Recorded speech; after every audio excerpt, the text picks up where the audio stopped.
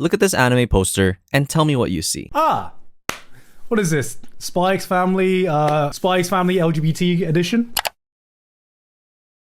I will literally do anything for you. But I have to disagree because despite its initial similarities, Buddy Daddies is not a Spy X Family copy. And I'm just gonna say this straight up. No, they do not, touch swords. Sorry, I get pretty shy when it comes to these things. Kazuki is a 28-year-old contract killer who specializes in strategic planning and intelligence acquisition. He's also a PhD in nuclear physics. While Ray is a 25-year-old recluse who's secretly super hot, is physically strong, and can shoot bang-bang guns very well. Together, they go on this mission to kill this big bad mafia boss who, a little kid stumbles into the mission, somehow being able to take the train by herself, ask for directions, and navigate her way to the hotel Kazuki and Ray are at, all while going completely unnoticed by every fucking person in the building. Her name is Miri. Anyway, she fucks up the operation, hijinks ensues, and now they're illegally obligated to take care of her. Now, I will agree that the premise is quite similar to Spy X Family in that these two guys are assassins trying to raise a kid, but that's pretty much it. Just because a show comes after a popular one doesn't mean it's a direct copy of it. It's called paraphrasing, dumbass. Look it up. Nah, I'm just kidding. Buddy Daddies has its own charm and takes a stab at the, well, guess this kid is ours now, genre from a completely different direction. I think Spy X Family focuses a lot on the romantic tension between these two and the family dynamic of three essentially strangers, Lloyd, Yor, and Anya. You know, it's like, oh, how do we act as a normal family? Or what if they find out my true identity? Or what if we had to, like, make out? No, not them. Like, you and me.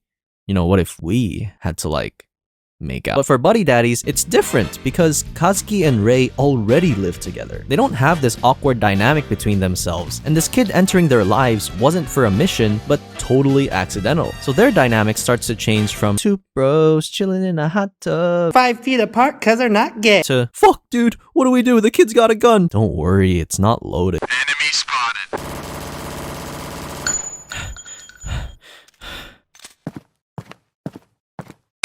Oh, never mind, it wasn't loaded. Now, if you're anything like me, then you probably fucking hate kids. Oh, fuck this, man. Yeah, I don't know, man. Hearing them cry and scream like this is kinda annoying to me. And I'm telling you this now because you will not, I repeat, you will not like this girl in the first 2 episodes. Now, you might think I'm over-exaggerating, like, oh, but she's just a cutie patooey will be. No. But if I can go episode after episode of Asta and Zenitsu doing this,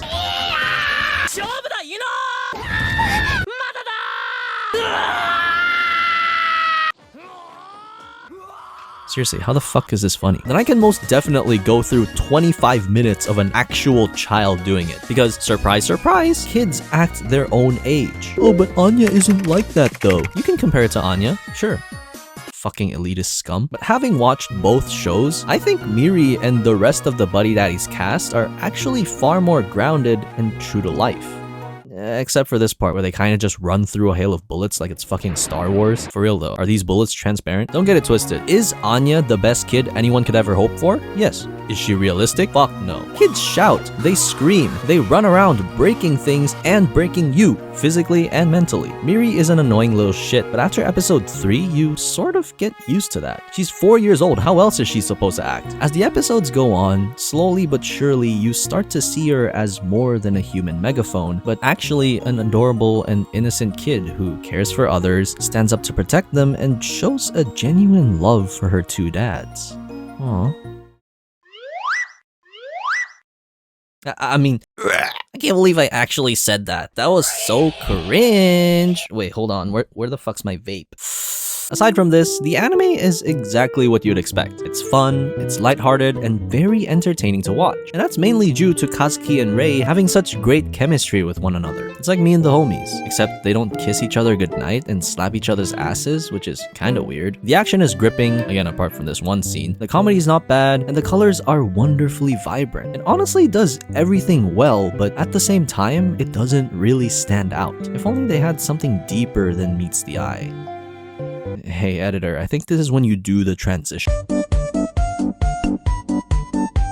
But But underneath that veil of action and comedy, what really makes this show interesting is the effect that Miri has on both Kazuki and Rei. We've already established that these two are assassins, but has anyone actually ever thought of the repercussions of that? Or how it would affect their personal lives? I think for a wholesome anime, it's very easy to gloss over this fact and just be like, oh, they're assassins cause that's quirky. But Buddy Daddies actually chooses to explore that and uses this to give Kazuki and Rei more fleshed out backgrounds. Wait! You almost stepped on a minor spoiler there, buddy. If you want to know a little bit more about the characters in the anime, then you can just keep on watching. But if not, then you can go to this timestamp or just skip to the next chapter on the video bar.